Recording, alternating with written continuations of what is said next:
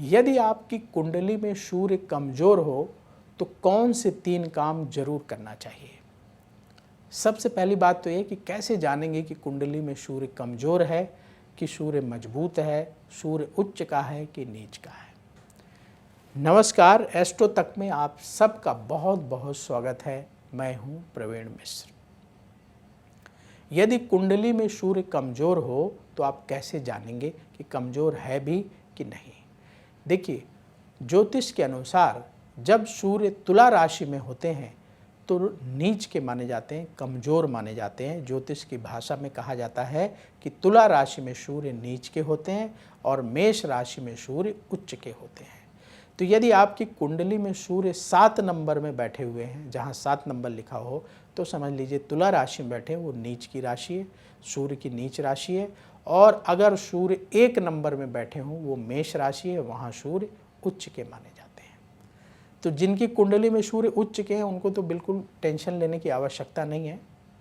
लेकिन जिनकी कुंडली में सूर्य कमजोर हैं या सूर्य पर शनि की दृष्टि है, सूर्य के साथ राहु बैठा हुआ है, सूर्य पीड़ित है किसी भी कारण से, 6ठे 8वें 12वें घर में सूर्य बैठा हुआ है, क्रूर ग्रहों से युक्त है या उनकी दृष्टि पड़ रही है, तो ऐसी स्थिति में जो आपको उपाय बताने जा रहे हैं, ये उपाय करिएगा तो आपको सूर्य से शुभ फल मिलने लगेगा। क्योंकि सूर्य को ज्योतिष में आत्मा का कारक ग्रह माना जाता है। और ये जो सरल उपाय बता रहे हैं, इन उपायों को करने से आपका आत्मबल बढ़ेगा, कॉन्फिडेंस अच्छा होगा और जीवन में तरक्की होगी। तो क्या करना है आपको? प्रतिदिन सुबह सूर्योदय से पहले उठें।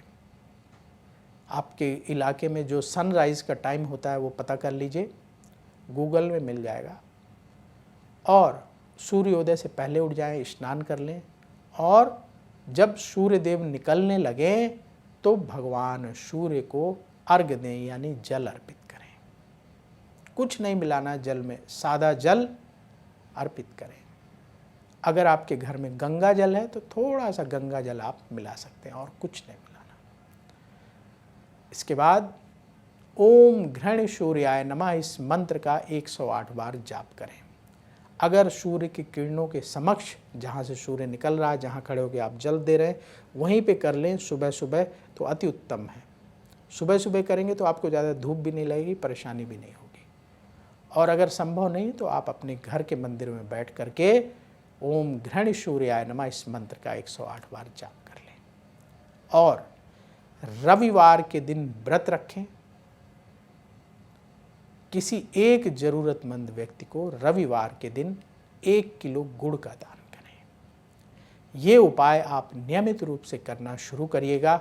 आप देखेंगे भगवान सूर्य की कृपा से, अगर आपकी कुंडली में सूर्य की स्थिति प्रतिकूल भी है, कमजोर स्थिति में भी हैं, तो भी आपको अच्छे फल प्राप्त होने लगेंगे। तो ये उपाय उन लोगों के साथ जरूर शुरू करिएगा जिनका कॉन्फिडेंस डाउन है, जिनकी कुंडली में सूर्य कमजोर है, जो जीवन में बहुत परेशानी झेल रहे हैं, ताकि उनके जीवन की परेशानी कम हो, संघर्ष घटे, उन्नति के रास्ते बनने शुरू हो जाए।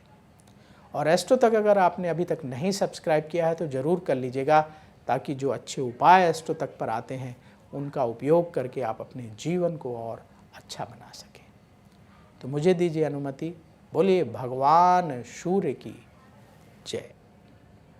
अगर आप मुझसे जुड़ करके अपनी समस्याओं का समाधान चाहते हैं और चाहते हैं कि आपकी समस्याओं को ज्योतिष के माध्यम से सुलझाया जाए, तो आप हमसे संपर्क कर सकते हैं, जुड़ सकते हैं एस्ट्रो तक पर।